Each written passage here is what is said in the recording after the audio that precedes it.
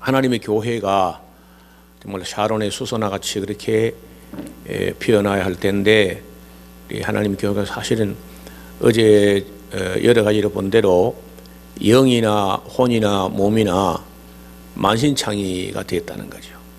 그러니까 누가 이 시대에 이 잘못된 교회를 어떤 사람들에게 맡겨서 샤론의 수소나 같이 다시 피어나게 할 것인가, 정말 많이 우려가 됩니다. 그래서 오늘 아침에 아직도 어제 드려오던 말씀이 어제 그 절반만 하고 말았거든요. 어제 파일도 시간이 넘어가서 5시가 돼서 이제 마쳤는데, 그 뒤로 이어지는 그 이야기가 참 많이 있습니다. 그래서 오늘 그 연장선상에서 조금 살펴보려고 합니다. 기도드리겠습니다. 하나님 아버지, 오늘 우리 시대에 하나님의 독생자의 피로 사신 교회를 바울이나 베드로에게 위탁하신 것이 아니라 오늘 여기 우리에게 이 시대 교회를 맡겨주셨습니다. 그동안 우리들이 성경도 모르고 하나님도 모르기 때문에 많이 오해하고 하나님의 교회를 바른 대로 인도하지 못해서 너무 죄송하고 몸둘 바를 모를 정도입니다. 우리에게 늦게라도 이 교회가 잘못되어 가는 것을 깨닫게 해주시고 다시 말씀을 열어서 우리 눈을 열어서 주님의 뜻을 보게 하시니 감사합니다. 이제 새롭게 우리가 마음으로 변화를 받아서 하나님의 선하시고 기뻐하시고 온전하신 뜻이 무엇인지 분별케 하여 주옵소서. 보는 눈과 듣는 귀와 깨닫는 영을 우리에게 부어주시고 하나님의 교회를 어디서부터 잘못된 것인지를 살펴서 바로 잡아서 부끄러움 없는 일꾼들이 되게 하여 주옵소서. 예수님 이름으로 기도하옵나이다. 아멘. 요한1서 4장 1절입니다. 요한1서 4장 1절. 사랑하는 자들아, 영들을 다 믿지 말고 오직 그 영들이 하나님께 속하였나 시험하라. 이 시험하라 하는 말이 도키마조라는 동사 명령법인데 도키마제테 이렇게 합니다. 이 검증하라, 이것은 우리말로는 시험이라는 말이 유혹도 시험이고 낙심도 시험이고 뭐 이렇게 되어 있는데, 이제 그 헬라 언어에는 검증하다, 테스트하다, 도키마조라는 그런 뜻입니다. 지금 자금의 우리 한국 교회나 미국 교회는 좀 딱딱한 분위기에 교리적 윤리적 설교에 좀 식상했다 할까요? 그런 면이 좀 있었던 것 같아요, 그동안에. 그러다가 갑자기 그런 어떤 영의 바람이 불어오니까 너무 그 쉽게 분별 없이 영은 무조건 다 좋은 기겠지 하면서 성령인지 악령인지 분별도 못한 채 신비 운동이 일어나게 되면서 교회는 걷잡을 수 없는 혼란에 빠지게 됐고, 오늘날 이 신비주의, 신비은사주의, 은사는 좋았습니다. 저는 뭐 은사주의 자체를 부인할 마음이 없습니다. 은사는 도전인데 꼭 정상적인 그런 하나님의 교회를 잘 섬길 수 있는 그런 은사는 사모하지 않고 신비은사주의로 치우쳤다는 겁니다. 그래서 신비주의하고 은사주의가 한테 보태가지고 신비은사만 추구하는데, 그 신비은사가 가장 이상하고 신비한 게 뭐냐면 그 방언이거든요, 그게. 그래서 이 이야기는 정말 우리가 상당한 시간, 거의 한 주간 정도는 오로지 그 문제 한 주제를 심도 있게 다루어야 좀 정리가 될 텐데, 아침 경건의 시간에 다루기는 좀 부담스럽기는 해요. 그러나 우리가 이 문제를 결코 소홀히 해서는 안 된다는 겁니다. 저는 이 마지막 시대에 마귀가 하나님의 교회를 속이기 위해서 개발한 최강력한 무기가 거짓 방언이다 이렇게 봅니다. 거짓 방언. 왜냐하면 성도들이 모르니까요. 성도만 모릅니까? 목사도 분별을 못하니까.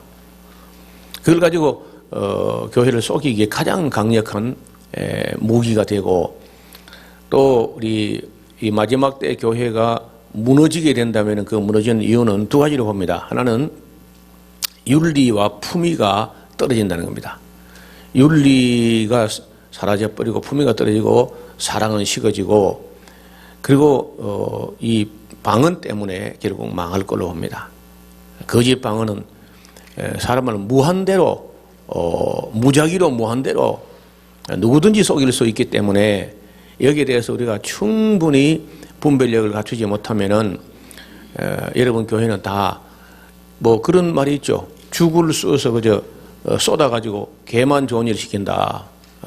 죽 쏘서 개 준다 그런 말이 있듯이, 사도시대부터 예수님은 뭐 자체적으로 사도시대부터 피를 흘리고 눈물로 지켜온 교회를 마지막에 거짓 방언에 갖다 바치는 그런 꼴을 면치 못할 거란 겁니다. 그래서 이 문제를 조금 부담되지만은 좀 살펴보려고 합니다.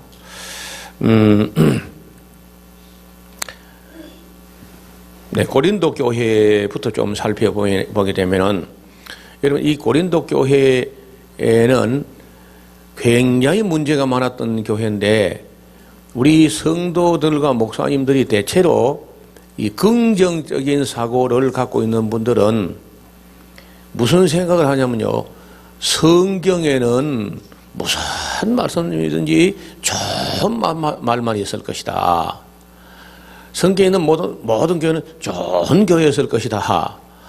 또 좋은 말만 있을 것이다. 이렇게 이제 생각하는 경향이 있습니다. 성경에 나쁜 말이 기록되어 있을 리가 있나? 성경 모든 교회는 좋은 교회요, 좋은 말이요. 그걸 이제 좋은 말, 좋은 교회 하는 말이 이게 복음주의라는 겁니다. 아주 복된 소식, 이런 것만 있을 걸로 착각이 전부 다. 그래서 성경에서 저처럼 이런 부정적인 얘기를 꺼내면요, 별 이상한 사람 다 보겠다. 이런 시각으로 저를 바라봅니다. 아주 뜨악해가지고 이 좋은 날에 왜 그 기분 나쁜 소리 하느냐. 그런데 뭐 제가 그 프로테이지를 정확히 내보지 못했습니다. 그러나 제가 그 대충 짐작하는 대로는요, 성경에 잘 된다, 복 준다, 좋은 말, 뭐 그런 말은 1000분지 1 좀 된다고 봅니다. 1000분지 1 정도. 그것도 안 될 겁니다. 성경이 1754페이지인데, 그럼 1000분지 1이면 그런 17페이지인가요? 잘 된다, 복 준다 말을 17페이지 다 낼까요? 전부 어려운 말, 힘드는 말, 괴로운 말, 탄식하는 말, 염려하는 말, 진노하시는 말, 이런 걸로 되어 있거든요. 그러니까 그런 걸 설교를 할 수 없다는 거죠. 보통 목사님들이. 아니, 그 복음주의가 복된 말 이야기만 해야 되는데, 온통 그저 99.9%가 전부 다 부담스러운 말, 부정적인 말, 아파하는 말, 눈물과 탄식과 근심과 이런 걸로 되어 있기 때문에 설교를 이렇게 다 못하고 다 제껴버리고 여기저기 다니면서 잘 된다, 복 준다 그런 구절만 찾아다가 설교를 하니까 사실은 얼마나 부족한 기독교냐. 1%도 안 되는, 진리의 1%도 접근이 안 돼 있는 그런 식으로 갔다는 겁니다. 여태까지 교회가. 이게 복음주의의 맹점이라는 거예요. 그래서 제가 복음주의가 아니고 통전주의, 성경을 전체적으로 한 절도 빼지 말고 저도 다 보자. 그렇게 되면은 제가 원래 이 성품이 부정적인 한 사람이 아닙니다. 아주 긍정적이고 낙관적이고 그런 사람인데 우리도 속이면 안 되잖아요. 그래서 오늘 아침에 이제 한 교회를 모델로 볼 텐데 왜 이 고린도 교회를 모델로 삼았냐면은 지금 현재 미국, 한국, 중국에 있는 교회는요, 뭐 더도 덜도 아니고 완전히 이 고린도 교회입니다. 완전히 범사에 아주 혼란스러운 교회, 이런 교회라는. 그 고린도 교회는요, 그래도 바울이 편지 한 4개 쓰고, 디모데를 보내고, 디도를 보내고, 그런 차원에서 수습이 됐습니다. 그러니까 지금 현재 오늘날 한국, 미국, 중국 교회는요, 고린도 교회보다 한 10배나 더 타락한 교회라. 변질되고 타락한 교회. 10배가 뭡니까? 100배도 더 된 것 같아요. 이게 지금 수습이 안 되거든요. 백약이 무효입니다. 지금 한국 교회, 미국 교회, 중국 교회 이 타락상, 이 변질상이라는 것은 백약이 무효예요. 편지 그저 바울이 고린도에 한 3개, 4개 보낸 거 하고 디모데 디도 보내가지고 수습되는 그런 정도 아니라는 겁니다. 얼마나 심각하게 교회가 훼손됐는지 회복 불가능할 정도로 잘못되어 가고 있습니다. 그래서 남은 바, 우리가 지금 제가 이만큼의 애를 쓰는 것은 그 남은 바 죽게 된 것이라도 좀 붙잡아야 돼. 그 정도로 심각하다는 거예요. 자, 고린도 교회 보면요, 일단 다른 예수를 믿으려고 했던 교회가 이 고린도 교회입니다. 다른 예수. 그리고 다른 영성을 받아서 잘못된 교회. 그리고 다른 복음을 용납한 교회. 고린도후서 11장 4절에 만일 누가 가서 우리의 전파하지 않은 다른 예수를 전파하거나 혹 너희 믿지 않은 다른 영을 받게 하거나 혹 너희 받지 않은 다른 복음을 전할 때 너희가 잘 또 용납하는구나, 이런 말이 나와요. 그러면 다른 예수, 다른 영, 다른 복음을 고린도 교회가 용납했다는 거예요. 여러분 생각이 지금 고린도 후서에 그런 말이 있나? 그런 생각이 들죠? 이 요절만 보아온 사람에게 이런 거는 생소한 거라는 거예요. 그래서 제가 어디 가서 강의해도 사람들이 잘 못 받아들여요. 목사들부터. 참 이상한 말만 하고 다니네, 그 사람이. 이렇게 자기들이 이상한 줄 모르고 저를 이상하다는 거예요. 저는 성경에 있는 그대로 다 보거든요. 그 다 볼 때 잘 된다, 복 준다, 그런 긍정적이고 낙관적인 구절은 그저 천분지일도 안 되고 전부 다 아파하고 슬퍼하고 탄식하고 근심하고 진노하고 그런 얘기란 말이에요. 나는 사람들이 막 성경을, 일반 사람들 성경이 막 고전 중에 고전이요, 뭐 그 무슨 그 생각을 가지고 또 하는 소리인지 모르겠어요. 어떻든 고린도에 침투한 사도 바울이 떠나온 이후에 곧바로 그저 침투해 들어온 그런 계율의 역군들이 있었습니다. 고린도 안에 계율의 역군인데 거짓 사도라는 거예요. 바울이 거짓 사도, 계율의 역군들이 있었다. 이것이 어디서 출발하냐면요, 오늘 이 고린도 교회와 한국 교회가 이제 잘못되니까 꼭 그런 거짓 사도, 고린도후서 11장 13절 15절에 저런 사람들은 거짓 사도요, 계율의 역군이니 자기를 그리스도의 사도로 가장한 자들이라. 이게 이상한 일 아니다. 이것이 이상한 것이 아니라 사단도 자기를 광명의 천사로 가장하나니, 그러므로 사단의 일꾼들도 자기의 의의 일꾼으로 가장하는 것이 또한 큰일이 아니라 저희의 결국은 그 행위대로 되리라. 지금 바울이 어떤 사람을 해서 지목해가지고 사탄의 일꾼이요, 계율의 역군이요, 거짓 사도요, 다른 복음을 전하고 다른 예수를 전하고 다른 영을 받게 하는 사람들이다. 근데 그런 것을 참 진리를 전하는 바울의 말을 우습게 여기고 그런 사람들 그렇게 잘 복종하느냐?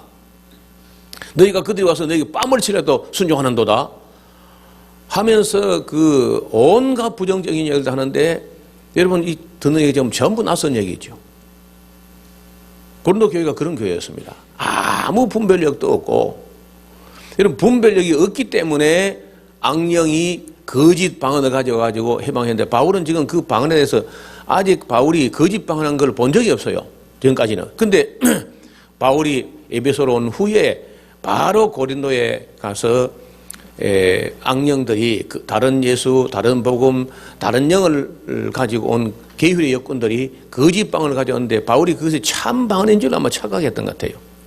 참 방언인지 뭔지도 잘 확인 안 된 채, 왜냐하면 근로의 지편으로, 그리고 그 아볼로가 사임하고 에베소를 건너와서, 그리고 부다나도 스데바나 아가이고 이런 집사들이 와서 이제 몇 가지 전달하는 그저 전해들은 이건 우리 눈앞에서 방언을 해도 분별을 못하는데, 지금 이 밑 손을 거쳐 전해온 이야기를 듣고 짐작하면서 바울이 한마디 한 겁니다. 만약에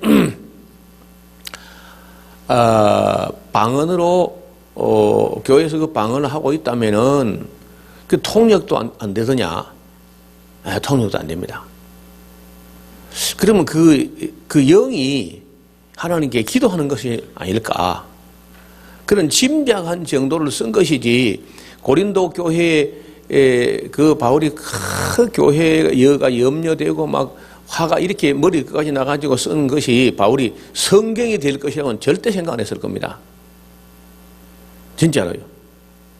그리고 그 고린도 교회의 문제를 수습하는 차원에서 단지 편지를 보낸 건데, 그걸 후대에 397년쯤 가가지고 사도들이 남긴 문서는 가치가 있다 해가지고 그 성경으로 우리가 수용을 한 거죠. 성경이라고. 390 제2차 갈타고 회의에서. 그리고 이것이 바울은 성경이 될 줄 알았으면 내가 정신 차리고 좀 조심해서 썼을 걸, 그렇게 했을 거란 말이에요. 그래서 그 고린도에 나타나는 그 방언에 대해서는 그 아직도 그 진정성에 대해서 논의의 여지가 있는데, 지난 2000년 동안 어떤 주석가도 고린도 교회 방언이 가짜였다 진짜였다, 요즘은 현대 방언은 가짜다 하는 사람들이 나와 있어요. 근데 저는 고린도 교회에 임했던 방언 그 자체도 가짜였을 가능성이 있다 하는 이야기를 작은 논문 한 편만큼이나 홈페이지에 올려놨습니다. 칼럼방에다가. 그 잠깐 요약해서 이제 말씀을 드리는 건데, 오늘날 신사도주의 자들이 볼 때, 그 신사도주의라는 사람들을 볼 때, 이 한국교회, 미국교회, 중국교회에는 그야말로 그 옛날 고린도교와 같이 거짓 사도, 계율의 역군들이 활개를 치고 있다는 겁니다. 그거 진짜 아닙니다. 저는 피터 와그너 같은 사람들은 한 번도 그 진짜 종으로 본 적이 없어요.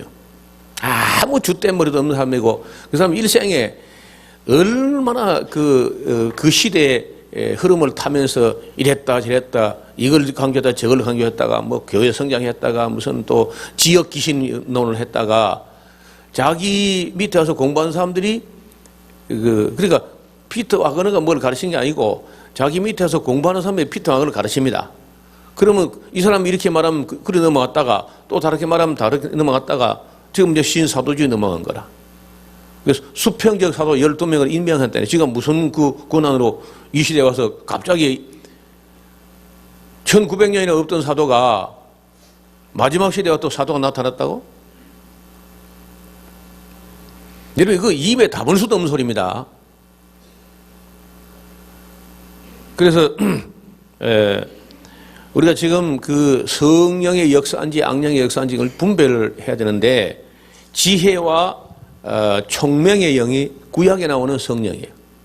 모략과 재능의 영이요, 지식과 여호와를 경외하는 영이요, 사랑과 공의의 영이요, 희락과 화평의 영이요, 온유와 겸손의 영이고, 인내와 자비의 영이요, 양성과 충성의 영이고, 긍휼과 절제의 영이요, 은혜와 진리의 영이요, 성실과 정직의 영이요, 감화와 감동의 영이요, 위로와 소망의 영이요, 또 생명과 평강의 영이 성령이에요. 이게 구약 성경에서 신약에는 성령에 대해서 조금밖에 안 나오고, 구약 성경에서도 끝없이 성령을 이야기합니다. 그 다음에 이 악령의 모습은요, 가장과 기만의 영이요, 교만과 태만의 영이요, 교활과 사특의 영이요, 음란과 방탕의 영이요, 오해와 편견의 영이요, 시기와 질투의 영이요, 미신과 우매의 영이요, 흑암과 사망의 영이요, 불안과 공포의 영이요, 모략과 중상의 영이요, 협박과 공갈의 영이요, 반역과 배신의 영이요, 저주와 허무의 영이요, 질병과 절망의 영이라. 이게 이 악령이지, 이게. 그래서 그 영들이 역사할 때 영들을 다 믿지 말고 영들을 도키마죠. 검증을 해라. 이리 보세요. 사단에게는 하나님께서 우리를 유혹이나 핍박을 가지고 시험하게 허락을 했어요. 사단에게도. 우리에게는 그런 유혹과 핍박 중에 유혹이라든지 영들이 거짓 영들이 사탄이 와서 장난할 때 그걸 또 검증하라고 명령을 하고 있습니다. 그래서 도무지 검증하려고 안 해. 무조건 영이라면 담에 들어가는. 그게 얼마나 위험하겠습니까? 사람이 성경 몇 구절을 잘못 해석하는 것도 큰 문제가 되는데, 성경 구절 잘못한 정도가 아니라 어떤 사람이 받은 영이 잘못됐다, 잘못된 영이다 할 때는 그건 끝난 겁니다. 악령을 받은 것이고, 악령을 받았으면 지옥을 가는 거죠. 일평생 악령을 위해서 봉사했는데 어떻게 천국 가겠어요? 그래서 어떤 사람이 영을 받게 할 때는 이거는 가장 조심해야 될 부분입니다. 그러니까 집단 통성기도, 집단 방언교도 비이고 정신없이 막 떠들면서 막 북소리 사이키델릭하는 무슨 라이트를 막 그저 혼란스럽게 해가지고 혼을 빼가지고 이렇게 몰아붙여서 그 성령 받게 한다? 제가 볼 때 그는 99.9%가 악령 받게 하는 겁니다. 그건 성령 운동이 아니고 악령 운동입니다.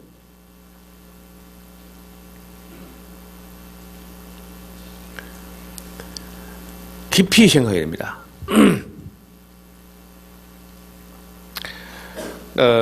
바울이 직접 고린도 교회를 개척을 했고 에베소에 있을 때 근로의 지편으로 소식을 전해드렸습니다. 아볼로가 이제 얼마나 그 고린도 교회의 신비파, 여자파, 방언파 이런 것들이 아볼로를 무시하고 아볼로 저건 성령도 못 받았다 하면서 이제 설교도 못하게 하고 해가지고 금방 사임하고 이제 에베소에 있는 바울에게로 건너왔거든요. 그 편에 들었는데 무슨 말 하는 건지 잘 모르겠다는 거. 바울이 직접 안 봤으니까. 그 다음에 그 아볼로를 다시 고린도로 모셔가려고 스데바나 부도나도 아가이고 집사가 또 건너와서 또 이야기했는데 그래도 역시 모르겠어요. 여러분 현장에서 지금 방언하고 있는 것도 보고 모르는데 무슨 이상한 소리 하더라는 거죠. 그 앞에 있는 방언, 그 예루살렘 오순절 방언이나 가이사라 방언이나 에베소 방언은 그래 안 했거든요. 다 알아들을 수 있는 통역이 되고 외국어고 걔네 글로써 하는 외국어니까 아무 문제가 없었는데 지금 이 고린도 방언은 아무도 알아듣지 못하는 소리 한다는 거예요. 그 통역도 안 되고. 그래서 바울이 그렇다면 혹시 그게 그 영이 그 하나님께 기도하는 것이 아니겠는가 하고 짐작을 한 구절이 하나 있을 뿐이라. 그래서 이제 고린도에서 또 편지가 왔습니다. 그리고 지금 현재 고린도 사정을 알게 되니 경로가 자기가 어느 정도 개척해서 한 1년 반 있던 교회니까 그런 짐작으로 알고 근로의 지편으로 소식을 들었고 아볼로가 와서 보고를 하고 스데바나 부도나도 아가이고가 와서 설명을 하고 또 고린도에서 이런 문제는 어떻게 해야 됩니까 하고 이제 몇몇 가지를 물어서 답을 얻으려는 편지가 온 거거든요. 그래서 이 고린도 전서를 써서 디모데 손에 들려가지고 고린도로 보낸 거죠.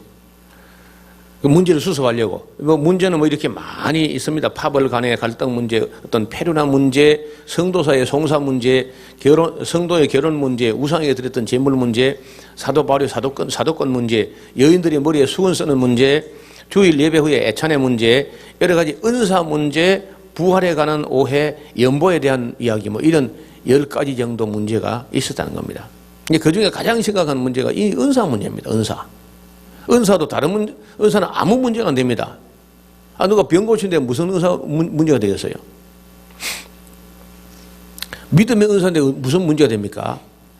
이 방언의 은사만 문제를, 지금도 그래. 지금도 다른 은사는 문제를 일으키는 게 별로 없습니다. 예언하고 방언 같은 거 이런 게 문제죠. 이게 이제 고린도 교회고요. 고린도 교회 실상을 조금 이제 제가 챙겨드리면은 고린도 사람들은요 구변과 지혜가 있어 보였어요. 말을 잘해요 고린도 사람들이. 여러 가지 은사들이 부족함이 없어요. 막 이런 은사 저런 은사 여러 은사가 나타나는 것 같이 보입니다.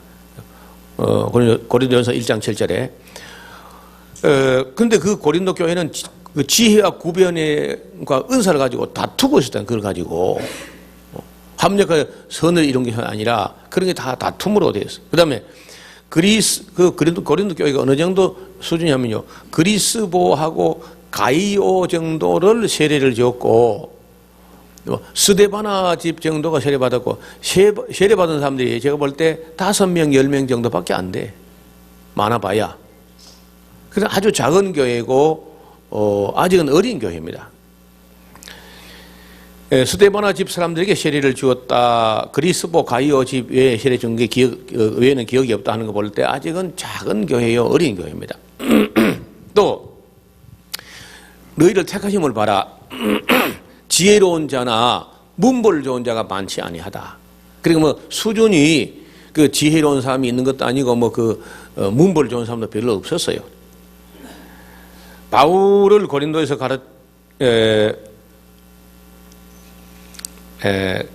바울이 고린도에서 가르쳤던 수준은 낮은 수준의 교육을 했습니다. 저주로 먹이고 밥으로 안 했다는 거예요. 너무 어리기 때문에 저지나 먹이다가 내가 왔지 너희 밥으로 기른 것이 아니다. 그 다음에 바울은 고린도에서 십자가의 도를 전했을 뿐이다. 고린도 교회는 육신에 속한 자 수준이다. 육신에 속한 자는 말은 그게 무슨 말이냐면요, 저지 안 떨어진 자를 그래요. 저지 없으면 밥을 못 먹는, 아직은. 그저 엄마 저절을 빨아먹어야 생명이 유지되는 그런 수준의 교회가 고린도 교회라는 거예요. 육신에 속한 자. 그리고 고린도 교회는 파벌로 나누어서 싸웁니다. 여러분 어린애들 보면 싸우죠. 네 편 내 편 갈라가지고. 그거 자체가 이제 어리다는 겁니다. 저는 우리 한국 교회는 어리다 못해 유치할 정도입니다. 전냄새 날 정도로 목사가 없으면 아무것도 안 돼. 육신에 속한 전부 다. 저는 우리 교회 성도들을 갖다가 지도할 때 그래 하지 않습니다. 목사 없어도 아무 문제 없는 교회가 돼야 된다. 그래서 아마도 우리 교회 성도는 목사가 있으면 좋고 없으면 더 좋고 아마 그럴 거예요. 전혀 문제가 없게 만들어요. 그리고 고린도 교인들은 교만한 생각을 해요. 그 교만한 생각한 게 어린아이거든요, 전부 다. 어린아이가 교만한 생각. 그리고 고린도 교인들이 바울을 두고 막 사도도 아니다, 막 그런 정도입니다, 수준이. 거기에 기록한 말씀을 벗어나는 사람들이 있었어요. 우리 현대에 와서 기록한 말씀을 벗어나는 사람들이 바로 신사도주의, 능력전도, 존 윈버 이런 사람이에요. 존 윈버의 동영상을 제가 봤는데 자기가 지금 하고 있는 일, 사람을 넘어뜨리고 잡아뜨리고 쓰러뜨리고 하는 것은 성경을 제가 아무리 봐도 도무지 이런 것은 성경에 없는 건 확실하다. 없다는 거야, 자기가 봐도. 그 동영상에 확실히 자기가 확인합니다. 없다고, 이런 거는. 그럼 없으면 안 해야지. 근데 이 사람이 하는 말이 뭐냐? 없어도 할 수 있다. 꼭 성경에 있는 것만 할 필요는 없다. 성경이 없어도 할 수 있다. 그 근거가 뭐냐? 하나님은 성경보다 크시기 때문에 성경에 없는 것도 하나님은 할 수 있다. 그렇지, 하나님은 할 수 있는데 자기는 하나님이 아니잖아.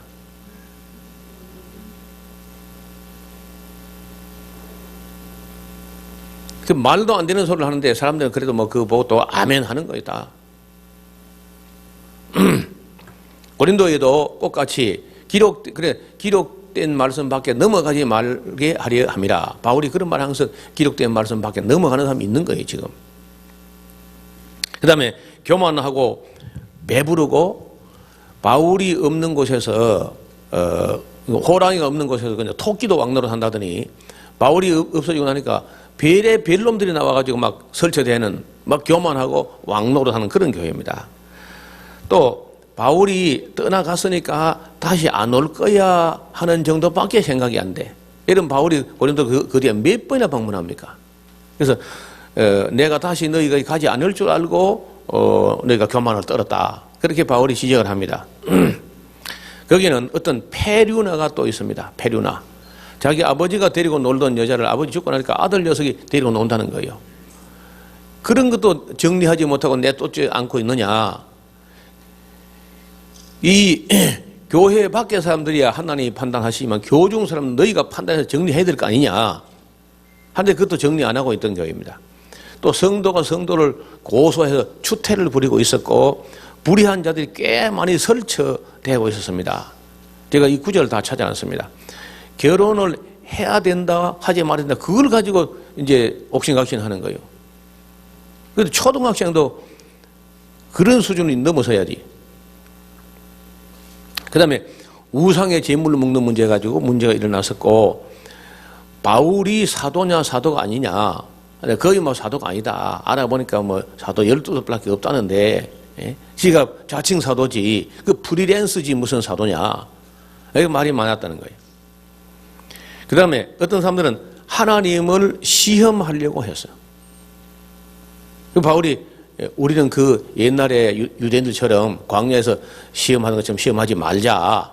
그런 얘기를 왜 하겠습니까? 하나님을 시험하는 거예요. 또 어떤 사람들은 간음을 예사로 생각하고 있었고 어떤 사람들은 하나님을 원망하고 있었습니다. 우상의 제물을 먹었다고 정죄하기도 했고 여자들이 머리에 수건을 도무지 안 쓰려고 그래. 이건 또 좀 이제 어떤 면에서는 바울이 좀 무리한 주장을 한 게 아니냐. 그 머리에 수건 쓰는 문제는 이 동양의 문제지 서양의 문제가 아닙니다. 사실은 이 지금도 여러분 보로카라든지 히잡이라든지 차도르라든지 막 여자들이 온몸을 다 감싸 눈만 내놓고 손가락만 나와 있는 그런 여자 보이죠, 중동에. 그 아주 오래된 그 중근동의 문화인데 유럽은 이제 분위기가 사뭇 다른 거야. 그거는 여자들이 이게 머리 안 내놓고 아니지 머리를 다 내놓고 안 가리고 이렇게 살았는데 바울이 가가지고 유럽 문화를 처음 보면서 이 여자들이 왜 이 머리를 내놓고 다니냐. 그 머리를 가리란 말이야. 이렇게 지도를 했던 건데 바울 떠나보니까 여자들이 머리에 속은 안 쓴다는 거예요. 그 중근동에서는 여자는요 14살만 되면은 성년식을 하게 되는데 성년식하고 나면요 자기 남편 외에는 절대 머리카락 못 보는 거예요. 우리가 젖가슴이나 엉덩이를 내놓고 다닐 수 없는 것처럼 그걸 머리카락을 성적으로 생각하기 때문에 남자들이 그걸 보면요 시험 든다는 거예요. 그래서 여자는 머리를 가려라. 그래 지시를 했는데 만약에 집에서 만약에 너희들 생활이 머리를 안 가리고 생활한 것 같으면은 그건 집에서는 자기 남편하고 하고 있으는 거 어때? 그러니까 교회에 와서 예배 드릴 때라도 머리를 가려. 그 남자들이 자꾸 머리카락을 그 섹시하니까 자꾸 훔쳐보잖아. 이래가지고 머리에 수건 쓰라 했는데 바울 떠나보니까 막 안 쓰고 또 했던 것 같습니다. 그래 그걸 가지고 막 안 쓰려면 깎든지 아예 깎고 남자가 되든지. 이건 좀 바울이 좀 지나친 주장을 한 게 아닌가 싶어요. 그 다음에 애찬을 나누는데 그것도 문제가 되고 방언을 하는 사람 중에요 예수는 저주할 자라 하는 사람이 있는 거야.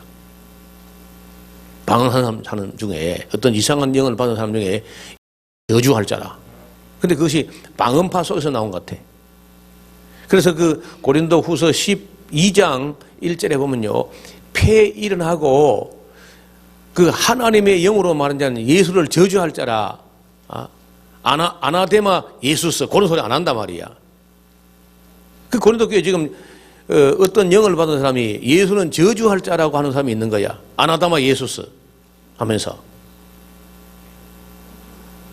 우리 김성국 목사님이 어느 교회를 심호하는데 어떤 사람이 막 아침에 일찍 와서 막 큰 소리로 그것도 길게 막 방언으로 기도하는데 그 방언으로 기도하는데 보니까 방언 기도하다가 우리말로 하다가 막 하면서 예수는 저주할 자라 하더래요.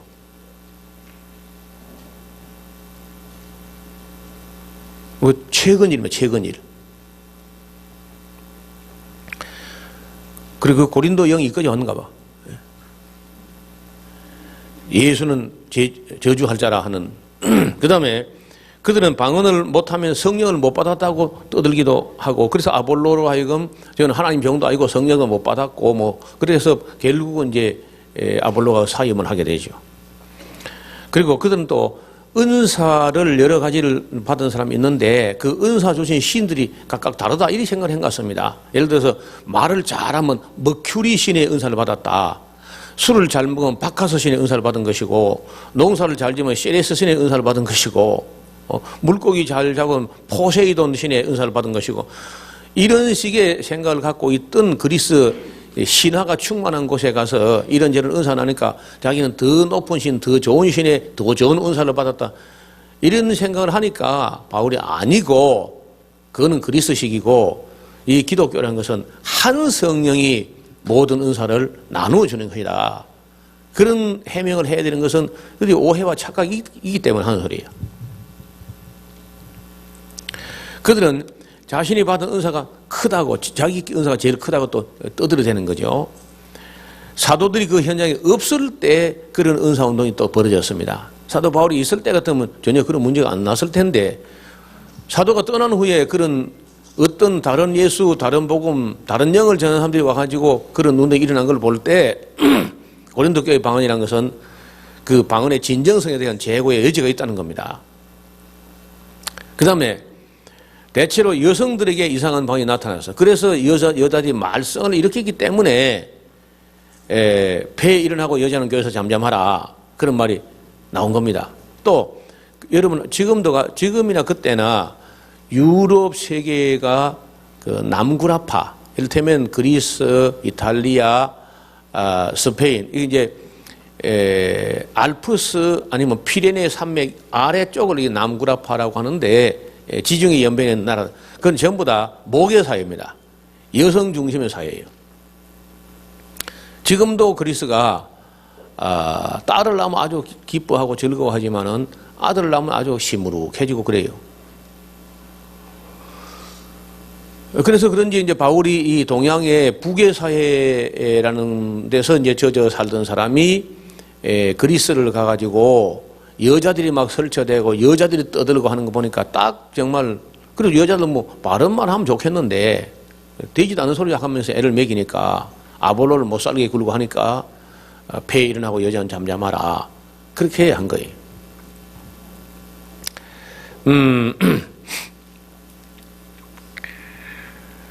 또 성령님의 임재와 함께 나타난 것이 아닙니다. 성령이 임하실 때 방언이 나타난 그런 것이 아니고, 성령이 임하시는 게 바울이 있을 때 임했겠죠. 그리고 가만히 있다가 이 성령이 임하시는 곳에 어떤 신비 은사가 일순간 잠깐 나타나는 현상은 많이 있었습니다. 아시는 대로 모세가 도무지 내가 이 짐을 혼자 못 지겠다 했을 때 네가 이 짐을 혼자 지지 아니하리라, 70인 장로를 뽑아라, 거기 내가 내 신을 임하게 하겠다 했을 때 다 모세의 소집에 응해 왔는데 한두 사람이 모세가 불러도 오지 않고 집에 있었어요. 자기 집에 있었는데 성령이 임하니까 막 예언을 하고 하더라는 거예요.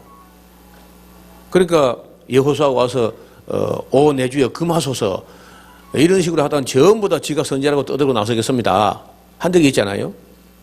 그래서 사울 왕도 하나님의 신이 임할 때 잠깐 막 이상한 행동이라든지 예언을 하는, 그래서 뭐 속담에 사울도 선지자 축에 드느냐 하는 말이 나왔다는 거예요.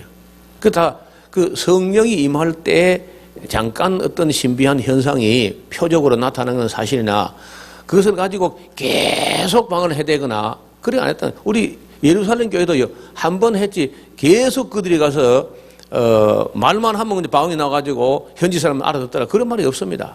여러분 아신 대로 베드로가 12사도 중에 그 수석 사도지만은 그가 갔을 때 어디든 이제 방언으로 말하면 다 현지 사람들이 자기 말을 알아듣더라, 이 돼 있지 않고 마가 요한을 통역관을 둬가지고 통역을 했어요.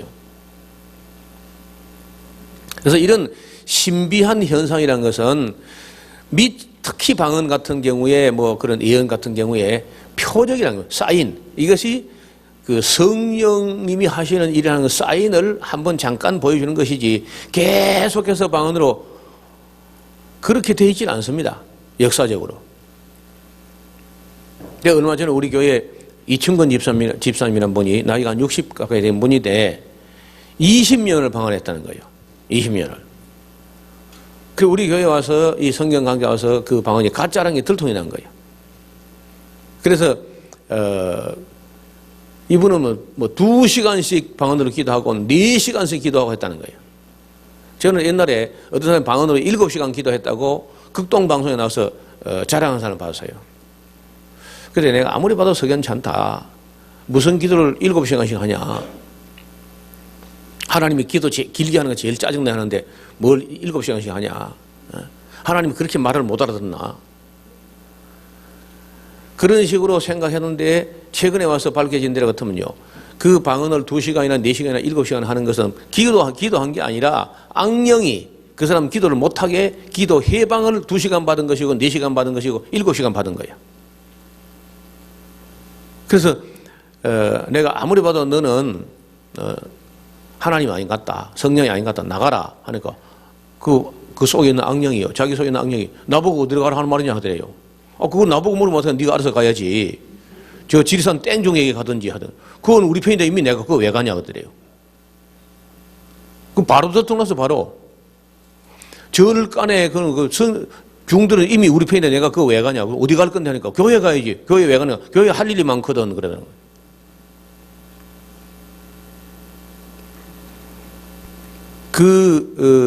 에스라우스 홈페이지에 방언을 받았다가 몇 년 동안 시달려가지고 1초 1분도 여유를 안 주고 계속 귀에서 지절거리며 속삭거리며 이 사람에게서 이 말하고 저 사람 저 말하고 무슨 사람 무슨 말하고 분초 단위로 이렇게 지시하는 그런 영을 받아가지고 성령이 자기에게 탁 이렇게 이야기해 준 줄 알았는데 알고 보니 그것도 귀신이었다는 거예요.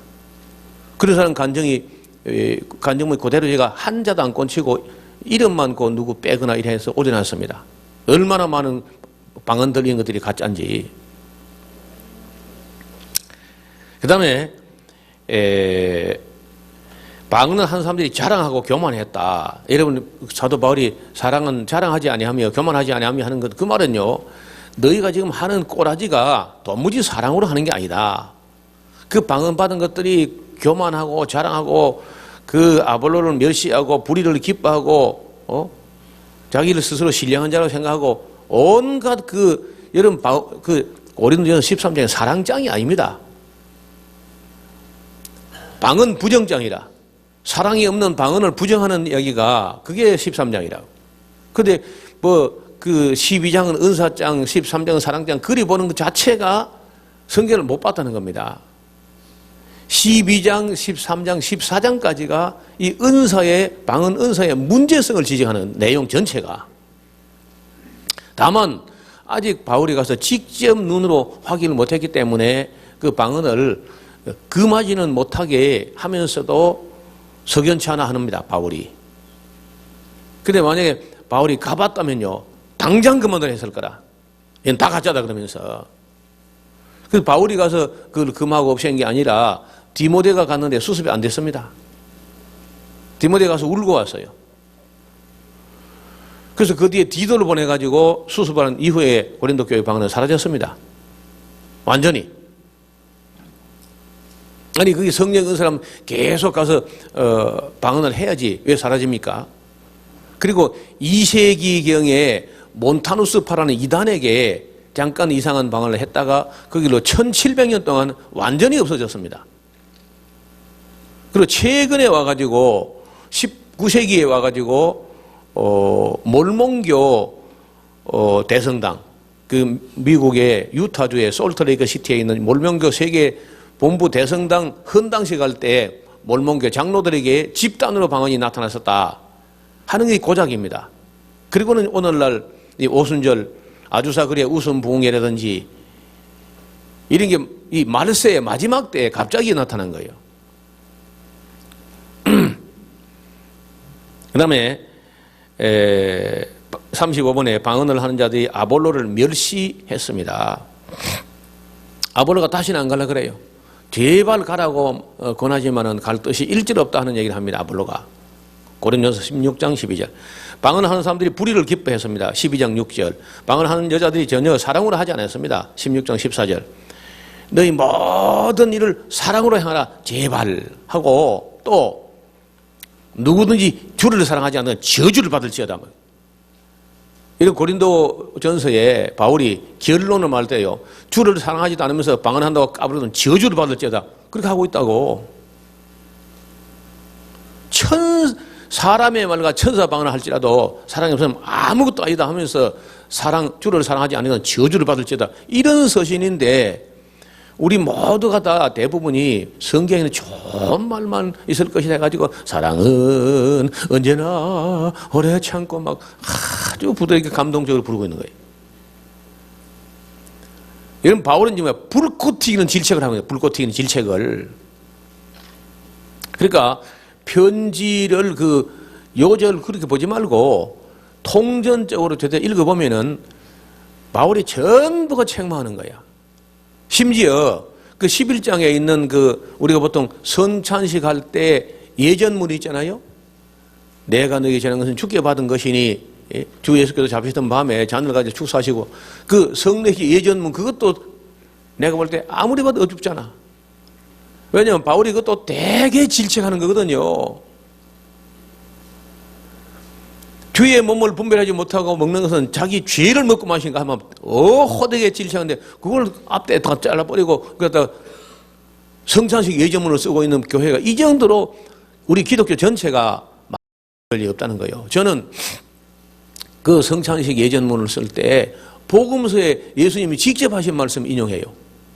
성찬식 할 때.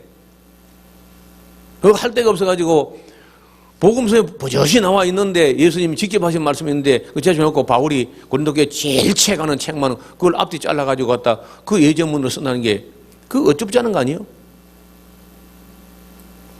그러니까 온통 고린도전서가 책망에서 책망으로 나중에는 저주로 끝을 낼 정도로 그런 분위기입니다. 그 읽어보세요, 책을. 사람들이 불의를 기뻐했고 여자들이 전혀 사랑으로 하지 않았고 방언한 자들이 자기를 신령한 자라고 생각했고, 여러분 바울이요, 너희가 스스로 신령한 자라고 생각하던 내가 너희에게 이런 말이 주의 명령인 줄 알라 말이야. 무슨 소리를 하는 거냐고 막 호통을 치고 있습니다. 집에 가서 한번 새로 읽어봐요. 고린도전서를 읽을 때 좋은 말로 되어 있지 않고 바울이 엄하게 책망하는 말씀입니다. 그렇게 인식을 하고 한번 읽어보라고. 그러면 우리가 여태까지 얼마나 성경을 그릇 해석했는지 각성이 될 거라. 그 다음에 방언하는 사람들이 교회를 질서를 지키지 않았어요. 하나님은 어지러움이 하나님이 아니다. 그 어지러움의 신은요, 악령이란 악령. 성령이 아닙니다, 그게. 그 다음에 방언하는 사람들이 스스로 통역을 하지 못했어요. 자기도 모르는 소리 하는 거죠.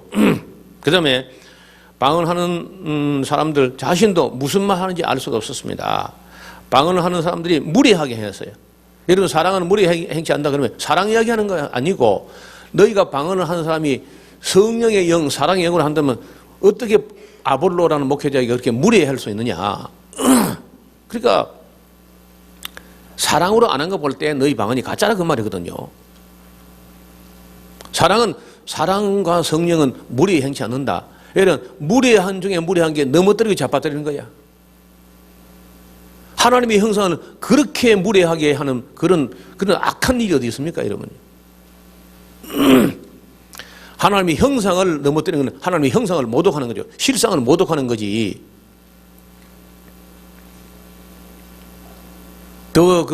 뭐 하려고 베니힌 같은 사람에게 넘어지려고 줄 서 있는 거예요. 그냥 집에서 혼자 넘어져, 그냥. 난 이해가 안 돼요. 아무리 봐주려고 해도 그건 용납할 수 없습니다.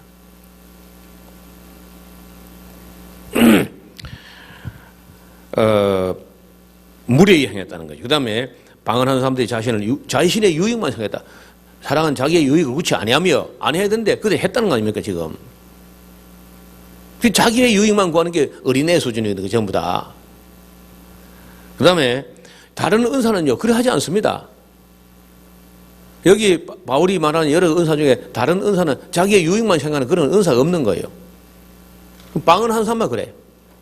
그 다음에 방언한다고 하는 사람들이 성내고 악한 걸 생각, 성내지 아니하며 악한 걸 생각하지 아니하며 했는데 그래 했다는 거 아닙니까 지금?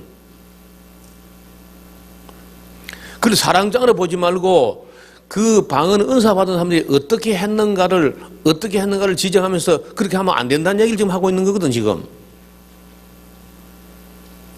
그 다음에 방언한다고 하는 사람들이 전혀 교회가 덕을 세우지 못했다. 바울이 모든 것이 가나 모든 것이 덕을 세우는 거 아니지 않느냐. 여러분 방언하는 사람들이 고린도에서나 지금이나 교회에서 덕을 세운 일이 없습니다.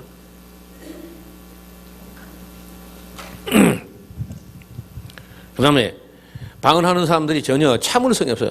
사람은 오래 참고는 사람은 온유해지. 근데 방언하는 사람들이 오래 참지도 않고 온유하지 않았다는 거 아닙니까 지금. 그리고 사랑은 시기하지 아니하며, 근데 이 방언하는 사람들이 시기하고 질투해가지고 교회 덕을 세우지 못했어. 제 아내가 어느 교회를 가봤는데 그 목사님도 이제 부흥 강사 출신이어서 새벽기도 하면서 방언으로 막 이렇게 한다는데, 목사님은 이제 은퇴할 때가 다 되니까 방언으로 해도 힘이 좀 없는 거요. 근데 젊은 여자 전도사가 들어와서 아침 새벽 예배 때 설교하고 나서 이제 개인 기도하는데 그 여자가 이제 방언으로 기도하는 겁니다. 근데 그 방언으로 얼마나 세게 기도하는데 목사님의 뒷꼭지가 떳떳한 데는 막 목사를 보고 퍼붓는 방언을 하는 거야. 그러면 이제 목사님도 질 수 없으니까 또 좀 세게 할 거 아니에요? 그 여자는 막 젊으니까 더 세게 하는 거야. 소름이 쪽쪽 끼치게. 그 방언을 가지고 막 그리 시기 질투를 하는 거죠. 눈에 훤해. 제가 섬기는 교회도 그런 방언하는 여자 하나 있었거든요. 하나. 난 못하게 하니까. 근데 자기만 혼자 방언한다 해가지고 막 얼마나 그 방언을 자랑해가지고 큰 소리 떠드는지. 다른 사람은 막 귀가 따갑고 방언 때문에 기도 방해가 되어서 괴로워서 그 소리 때문에 아무것도 집중이 안 되고 그래서 집으로 가버린다는, 새벽 기도하고 그 방언 소리 듣기 싫어서. 그러면 자기 소리가 묻힐 듯 하니까 남의 소리에 또 다른 사람 또 더 크게 소리 해야 될 거 아니에요, 전부 다. 이것을 사람들이 와서 보면 미쳤다 하지 않겠느냐. 미쳤죠, 내가 봐도. 그 다음에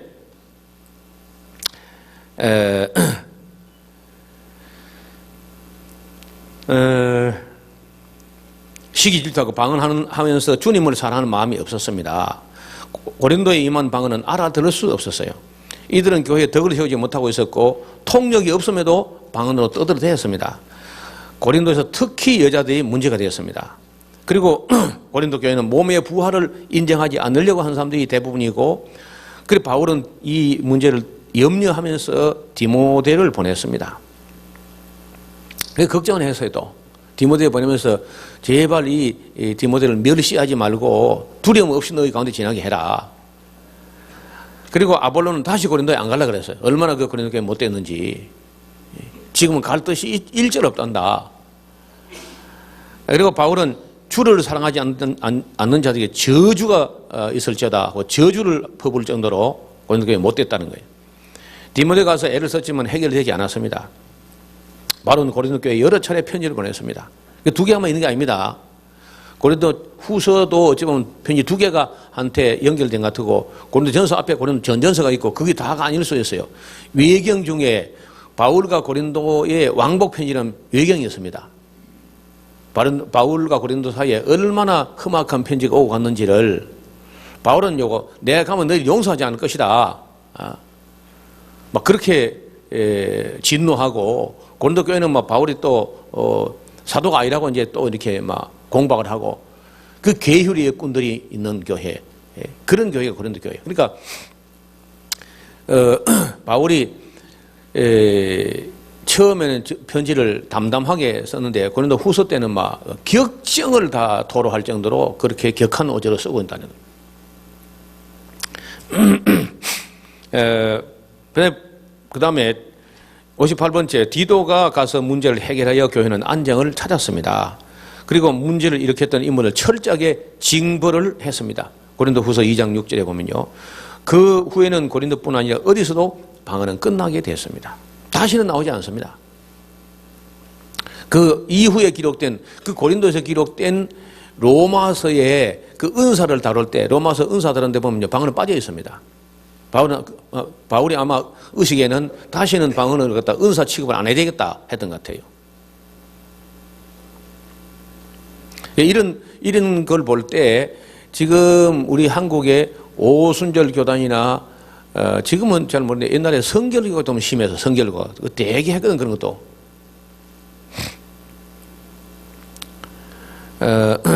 지금 현재 이 문제를 보면요. 어디서부터 나오냐면은 이 늦은비 신학이라는 데서 잘못됩니다. 늦은비 신학. 여기도 혹시 오순절 교단 계통에서 오신 분이 있을 텐데 그거 잘 들어보세요. 늦은비 신학은 잘못된 겁니다. 이것이 이른바 오순절 신학의 그 정신이죠. 정신. 늦은비 신학이라는 게 오순절 신학의 뿌리인데 이게 어디서 나온 말이냐면요. 요엘서 2장 23절이야. 시온의 자녀들아 너희는 너희 하나님 여호와를 인하여 기뻐하며 즐거워할지어다. 그가 너희를 위하여 비를 내리시되 이르는 비를 너희에게 적당하게 주시니 이른 비와 늦은 비가 전과 같을 것이라. 요 한 구절 딸랑 보더니 바로 이른 비는 뭐냐? 이른 비는 오순절 마가 요한에 내린 성령의 비다. 그 늦은 비는 뭐냐? 예수님 재림 직전에 말세에 내릴 영적 큰 부흥이 있는데 이게 늦은 비다. 아무런 근거 없는 해석입니다.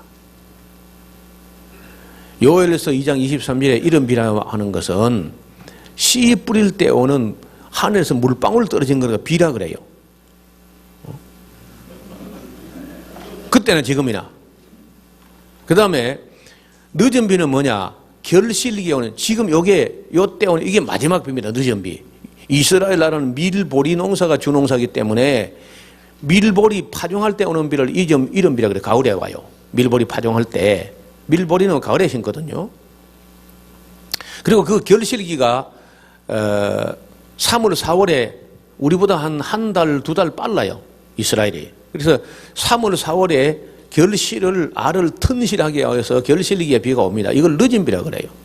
그것도 그 방언이 임하는 것이 아니고 하늘에서 물방울이 떨어지는 거예요. 이것이 전과 같을 것이라. 전에 씨 뿌릴 때 이른 비가 오고 또 추수 직전에 늦은 비가 오고 하는 것처럼 전에 쭉 해오던 것처럼 회복된 전과 같을 것이라 이렇게 되어 있습니다. 작금의 오순절 교회들이 방언을 비롯한 신비 은사주를 치우치게 된 것은 이 구절을 나오는 늦은 비라는 말을 오해, 그릇 해석한 데서 생겨난 겁니다. 성경에는 이 늦은 비라는 말이 단어가 7번 나옵니다. 총. 근데 이것이 성령의 역사를 지칭한 건 단 한 구절도 없습니다. 7번 늦은 비라는 단어가 나오는데 그 7번 단어가 다 뽑아봐도 영의 문제하고 관계가 있는 게 아닙니다. 전혀. 자, 제가 찾아드리겠습니다. 욥기 29장 23절에요. 그들이 나 바라기를 비같이 하였으며 입을 벌리기를 늦은 비 기다려 했다. 이 말은 무슨 말이냐? 욥은 가난한 사람들을 보면 그냥 지나가는 법이었어요. 충분히 덥고 구제하고 하니까 없는 사람, 가난한 사람이 욥이 나타나기를 마치 농부가 늦은 비 기다려서 나를 바라보고 있었다 하고 자기 의를 자랑할 때 한 소리입니다. 이게 성령하고 관계없습니다. 왕의 희색의 생명이 나니 그 은택에 늦은 비를 내리는 구름 같다. 왕이요, 왕은 권세가 있고 또 힘이 있잖아요. 돈이 있고 그걸 가지고 어려운 사람을 갖다 도우려고 할 때 그 왕의 손길에 임하는 것은 구름이 늦은 비를 내려주면 좀 다 권력자가 하는 게 그 일 아니겠어요? 에레미야서 3장 3절에 그러므로 단비가 그쳤고 늦은 비가 없어졌다 하는 것은 이스라엘 백성이 하나님과 맺은 언약을 지키지 않으니까 그 시후에 맞춰 비를 주시겠다는 비가 물방울이 안 내려왔다는 거지. 성령하고 아무 상관이 없는 얘기입니다. 예레미야서 5장 24절에 또 너희가 마음으로 우리에게 이른 비와 늦은 비를 때를 따라 주시는 주시며 우리를 위하여 추수기한을 정하시는 우리 하나님 여호와를 경외하자. 그런 말도 한번 안 해보나? 너 비를 줘도 씨 뿌릴 때 비 뿌려서 싹이 나게 하고 또 익어갈 때 늦은 비를 줘서 결실하게 하고 이런 좋은 일 하는 하나님을 찾아봐야 안 되겠냐? 그런 생각도 한번 안 해보냐 하는 얘기거든. 그게 성령과 아무 상관이 없어요. 그 다음에 호세아서 6장 3절 그러므로 우리가 여호와를 알자 힘써 여호와를 알자 그에 나오시면 새벽같이 일정하니 이른 비같이 땅을 적신 늦은 비같이 우리에게 임하시리라.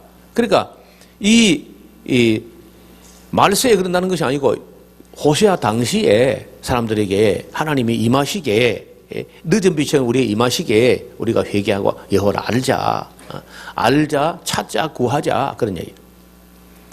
또 요엘서 2장 20절 아까 말씀드렸고요. 이제 마지막 한 개 남은 게 야고보서 5장 7절인데 그러면 형제들아 주의 강림하시기까지 길이 참으라. 보라 농부가 땅에서 나는 귀한 열매를 바라고 길이 참아 이른 비와 늦은 비를 기다리는 것처럼 참아야 된다 하는 얘기라. 이게 다거든요. 이제 신구약 성경 전체에 늦은 비라는 단어가 7군데 다 찾았는데 단 한 곳도 예수님 재림 직전에 영적인 대부흥의 역사 그리고 이 사람들이 그 방언이 이 초대교회에 있어졌다가 없어진 건 이제 아는 거죠. 알고 없다가 이른 비 오순절 있고 없어졌다가 마지막 때에 늦은 비로 이런 성령이 단비가 온다고 이제 신학을 만들었는데 그 근거는요. 단 성경에 내가 200번도 더 읽어내 단 한 구절도 없습니다.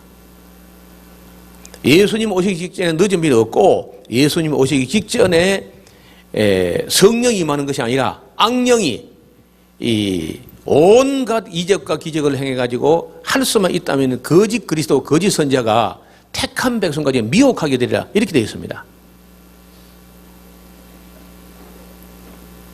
그러니까 늦은 비 신학이라는 것은 그야말로 입에 담을 수도 없는 이 땅에 있어서는 안 되는 말도 안 되는 그리고 그 해서 사탄에 오는 길을 평탄케 하는 아주 악한 신학이라는 거예요. 저는 뭐 조영기 목사 아니라 조영기 목사 100명이 와도 내가 할 말이었어요. 잘못된 겁니다. 어떤 근거도 없습니다. 제가 이런 얘기를 이제 가는 곳마다 꼭 한 시간씩 하죠. 했더니 노 목사는 성령 은사 부인한 사람이다. 어떻게 또 그렇게 말하는지 모르겠어. 저는 거짓 방언만 부인하는 겁니다. 거짓 방언.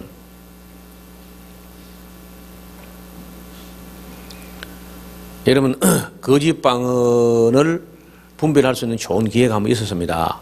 1988년부터 1992년까지 5년 동안 우리 한국 교회를 뒤흔들어 놨던 사건이 있습니다. 이른바 다미 선교회 사건이에요.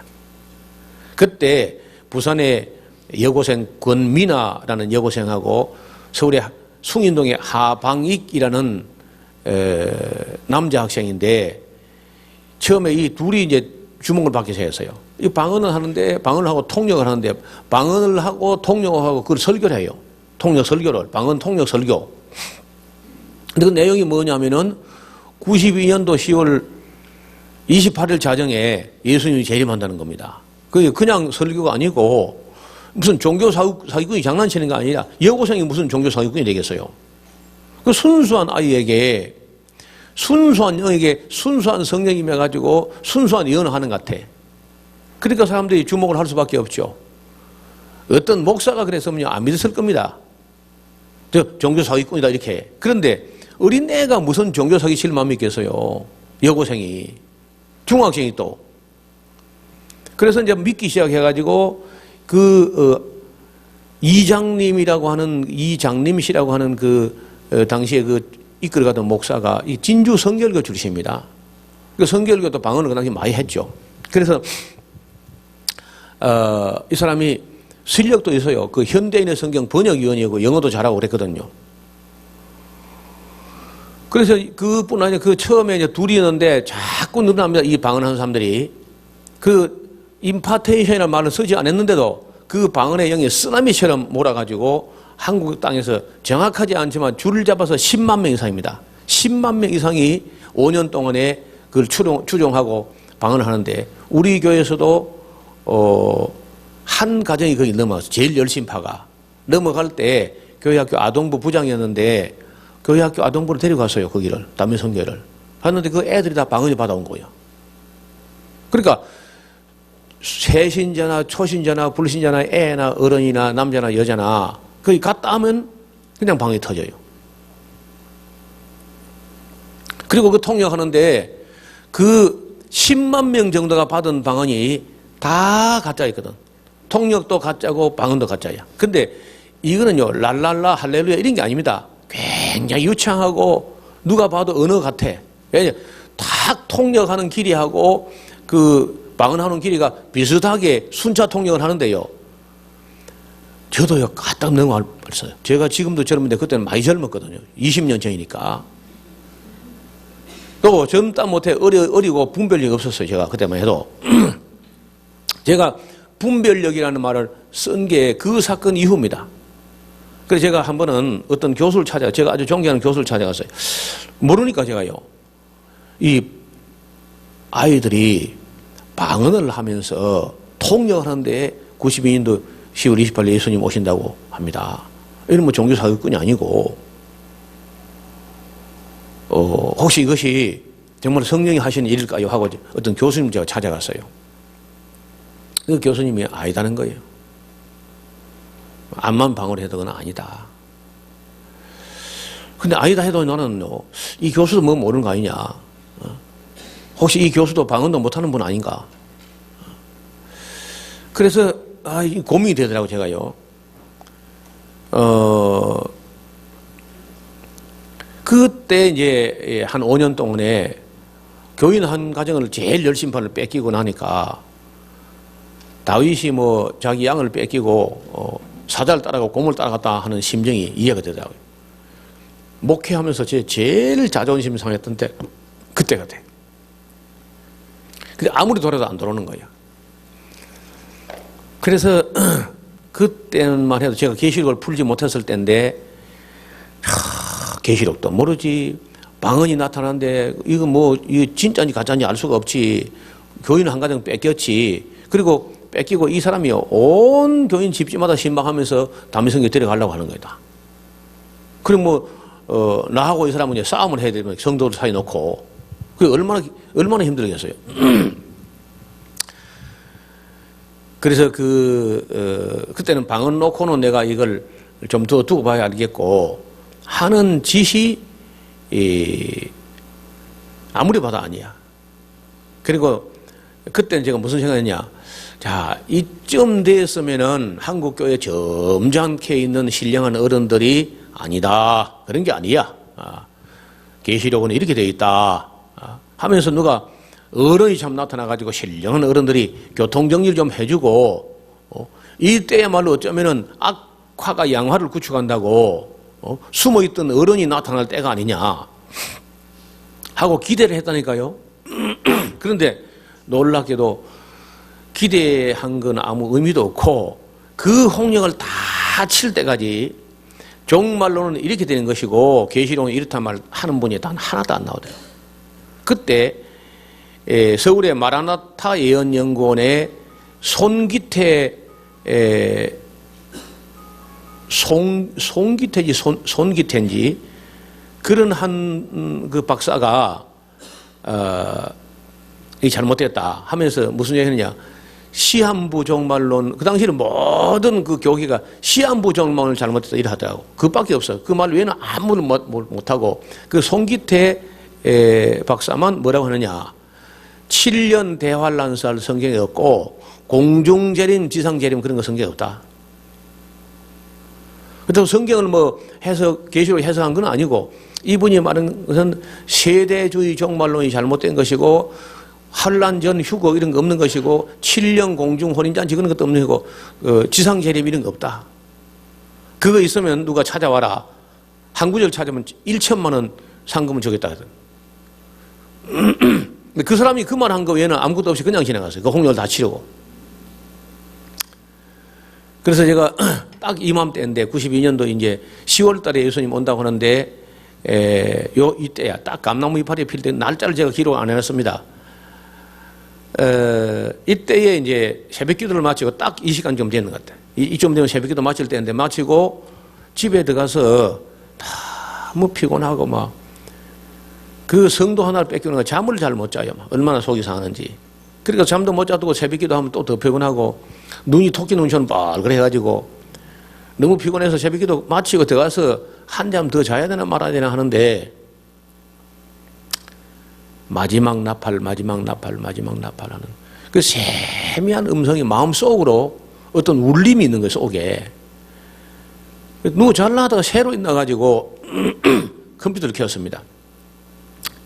그 당시 컴퓨터는 이런 윈도우 환경이 아니고 도스 화면이 시커멓게 하면서 어떻게 한글 코드로 그래도 그 성경 검색 프로그램이 있어요. 둘로스 바이블이라고. 그래서 무슨 나팔을 다 찾아서 그냥 나팔 나오라 뚝딱 하더니요. 왜 나팔이 그렇게 많이 나오는지. 온갖 나팔 다 나오는 중에 이제 마지막 나팔을 찾아가지고 거기서 나팔을 중심으로 2달 반을 해가지고 요한계시록 해석을 다 했어요. 정말 하나님에서 붙들린 사람처럼 해가지고 계시록이 쫙 그저 펴려 나갔는데 뭐 마치 내가 계시받는 그런 기분으로 정리를 했습니다. 근데 92년도 10월 28일에 그 많은 방은 그 많은 치즈를 누가 먹었나? 그 많은 방은 어디 갔나? 이러면 한국 교회가 충분한 예방주사를 맞았다고 나는 생각했어요. 그래서 내가 다시는 방언하고 통역하는 사람은 안 믿겠다. 그때부터. 그게 92년도니까 21년 전입니다. 21년 전부터 방언하고 통역하는 거 내가 천사말을 내가 안 믿겠다고 하면서 그때부터는 절대 방언하는 영이라고 내가 성령으로 보지 않고 내가 딱히 부정은 못하지만은 이거 분별해야 되겠다 하고 분별했는데 그 이후로 분별의 한은 100%입니다. 내가 다 한국 교회 다 해보는 거 아니죠. 아닌데 일단 분별해봤던 방언들은 다 가짜예요. 다 예외가 없습니다. 따라서 지금 이 이야기를 들으면서 여러분 중에서도 우리 중에서도 그런 노목사가 보면 다 가짜지만 내 방은 진짜다. 이러면 생각하겠죠. 근데 그것도 가짜라는 거예요. 분별해보면 가짜라는 거예요. 그래서 분별이 어떻게 해보느냐. 제일 간단하게 이렇습니다. 방은 녹취록을 만드세요. 녹음하던 녹취록 만들어가지고 통역 A에게 통역 받아보고 통역 B, C, D, E, F, G, H 한 통역 한 10사람 만나가지고 통역 받아보면요. 한 사람도 일치가 안 될 겁니다. 통역 한 대마다 다르게 나와. 그러면 통역 A가 가짜든지 B가 가짜든지 다 가짜든지 통역까지 방언까지 가짜든지 더 심하면 그 사람 받은 영이 가짜든지 그럴 수 있거든요. 그게 얼마나 위험해요. 그렇게 위험한 짓을 한다는 거예요. 교회가. 그 사람 받은 영이 악령일 수 있는데 그 위험을 무릅쓰고라도 그걸 받겠다는 겁니다. 유익도 없는 걸 가지고. 교회 아무 덕이 안 되는데. 저는요. 자기 영혼을 걸고 외줄에서 밑에 떨어지면 지옥인데 거기서 외줄 타기 하는 사람이 방언 운동하는 사람들이야. 자기 영혼만 그러나 목사는 자기 성도들 전체를 갖다가 안고 지옥을 불못을 건너지르는 외줄타기 하는 사람들이야. 떨어지면 다 그 지옥이다. 그럼 방언 운동이 얼마나 악하고 얼마나 무서운 거예요, 그게. 제가 사실은 어제 음식은 그거는 이제 육신의 문제고 영의 문제에서 가장 심각한 문제는요, 바로 이 문제입니다. 신사도주의, 신비은사주의, 방언주의, 체험주의. 이것 때문에 교회가 망한다고 봅니다. 데살로니가 후서 2장을 보세요. 데살로니가 후서 2장.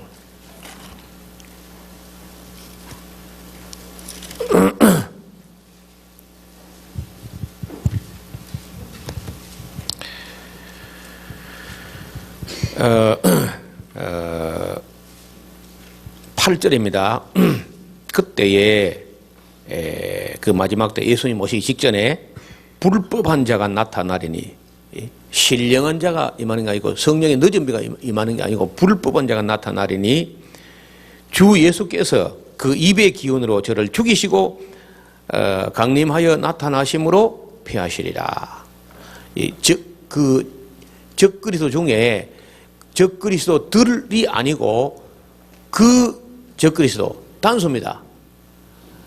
마지막 결정적 그 적그리스도, 그가 언제 나타나느냐? 예수님 재림 직전에 나타나요.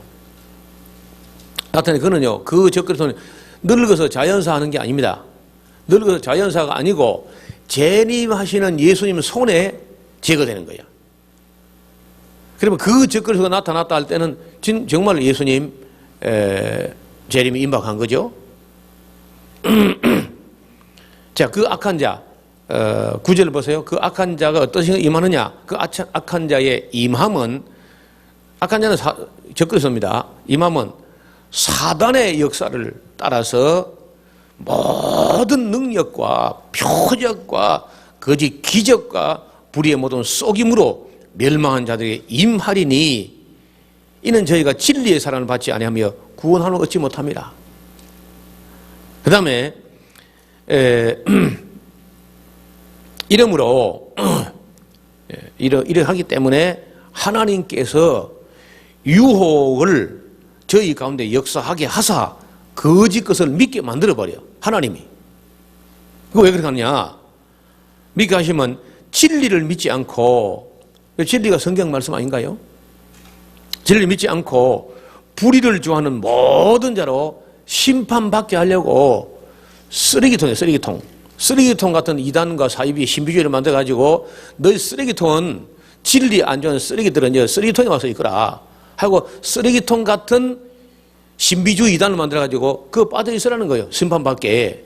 그래서 이 신비주의 이단들은 뭐 하는 거냐면요, 심판받을 그릇장만 하는 거예요. 여러분 얼마나 위험합니까?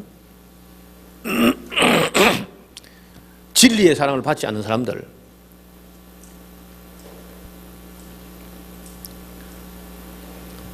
두렵고 떨리는 그런 말씀이에요.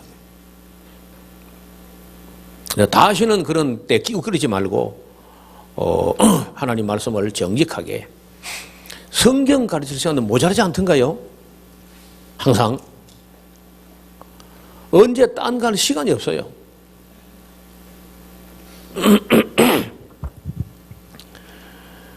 저는 이 부분에 대해서 꽤 오랜 시간을 바쳐서 살피고 연구하고 또 검증하고 또 대조하고 지금 의심의 여지가 없습니다.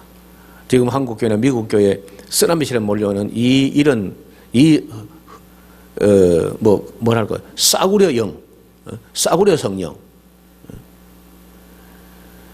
그렇게 그냥 알파고스 주말을 집해가지고 바로 그냥 성령이 나타나 그렇게 보는 싸구려 영은요, 악령입니다, 악령. 악령이 성령을 가장해서 나중에 이제 오전 시간에 순서를 마치고 제가 조금 더 시간이 되면은요, 여러분 그 하드에 담겨 있기도 하겠습니다만은 그 동영상 속에 오늘날 미국이나 한국이나 중국을 강타하는 온 세계에 쓰나미처럼 밀려가는 이 마지막 물결, 이 사탄의 물결이 쇠물결이라는 이름으로 무슨 물결이 돌고 있는가 한번 보시면요, 경악할 겁니다. 그래서 이번에 이 사회적 포럼에서 크게 두 가지입니다. 하나는 육체의 문제, 하나는 영혼의 문제. 육체도 오염되고 영혼도 다 오염됐다는 거예요. 교회가 다. 여기서 전부 다 우리 목회자 된 사람들이 분별력이 없어가지고 교회를 이렇게 만드는데 이 죄가 절대 작은 죄가 아닙니다. 그래서 야고보서 3장 1절에 선생된 우리에게 메이존 크리마가 있다. 목사된 우리에게는 메이저급 심판이 있다는 거예요. 다시는 성도들을 안고 지옥을 불과 유황불 붙는 못을 가로지르는 외줄타기 하지 않기를 바랍니다. 그거 떨어지면 지옥입니다. 그리고 여러분 대개는 분별 못합니다. 분별할 수 있는 건 아까 얘기한 대로 그 길밖에 없어요. 통역을 받아본 길밖에 없습니다. 근데 제가 조용기 목사의 방언 통역을 하나 봤거든요. 내가 본 데는 엉터리입니다. 그건 뭐 엉터리도 터무니없는 엉터리예요. 나는 내가 본 방언 통역 중에 최악의 통역이었어요. 저는 여러 통역을 봤지만 그런 식의 엉터리는 본 적이 없어요. 그래서 또 거기다가 조용기 목사 방언과 조용기 목사 통역 엉터리면 다 엉터리 해도 괜찮습니다. 어떤 사람은요, 이런 사람이, 아니, 목사님 그래도 그 전부 싸져봤다 100% 부인하면 제가합니까? 반반 아닙니까? 반반. 가짜인지 진짜인지. 만약 50% 진짜 성령의 방언이 있는데, 목사님 그렇게 막 다 부정해버리면, 목사님 혹시 성령 해방지에 걸리면 어떻게 할 겁니까? 제가 그렇게 말한 분들에게 방언이 교회 덕도 안 되는데, 그 50% 진짜 방언 있다 손치자. 그 50%나 그 50% 의미도 없는 것 같다고 해서 하나님이 교회 절반을 팔아가지고 가짜 방언 받게 하겠나? 그 유익하지도 않은 방언 그 50% 받게 하자고 하나님께 자기 교회 절반을 팔아서 거짓 방언에 팔아 넘기게 성령이 그래 하겠냐? 그것도 좀 그러네요. 만약에 10% 진짜 있다고 손칩시다. 10% 그 방언을 위해서 90%를 갖다 마귀에 팔아넘기는 그런 악한 짓을 성령이 하겠냐고.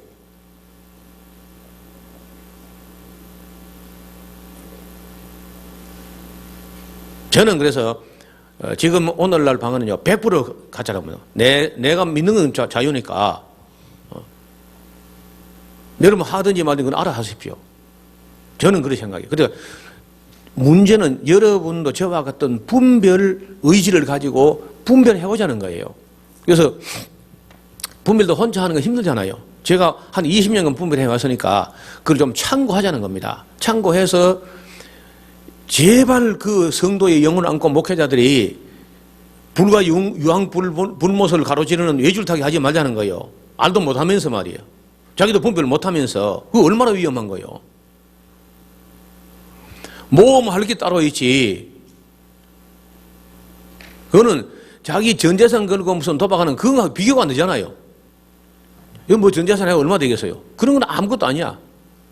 자기 영혼과 자기 성도들의 영원한 운명을 가지고 성령을 받게 하는지 악령을 받게 하는지 줄타기 하는 건 안 되는 거 아닙니까, 그게. 도박할 게 따로 있지.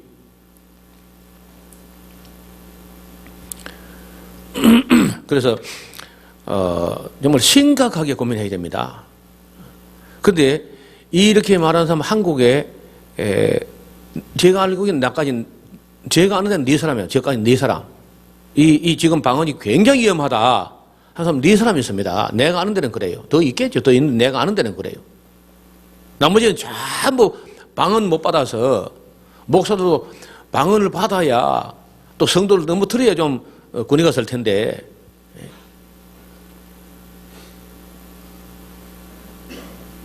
이런 악한 영성은 다시는 우리 동역자들 교회에 발붙이지 못하게 깨어 경성하고 분별할 수 있기를 주님 이름으로 부탁드립니다. 하나님 아버지, 오늘 아침에 고린도 교회에 대해서 조금 살펴보았습니다. 그동안 우리가 모든 성경을 긍정으로만 보는 그런 습관 때문에 여기에 이렇게 아픈 말씀이 있다는 사실은 미처 생각하지 못합니다. 바라옵건대 우리를 하여금 하나님 말씀을 옳게 분별할 수 있는 그런 성실한 정직한 영들을 우리에게 허락하여 주옵소서. 또 참과 거짓을 냉철히 분별할 수 있는 그런 영성을 우리에게 허락하여 주시옵소서. 감사하며 예수님 이름으로 기도하옵나이다. 아멘.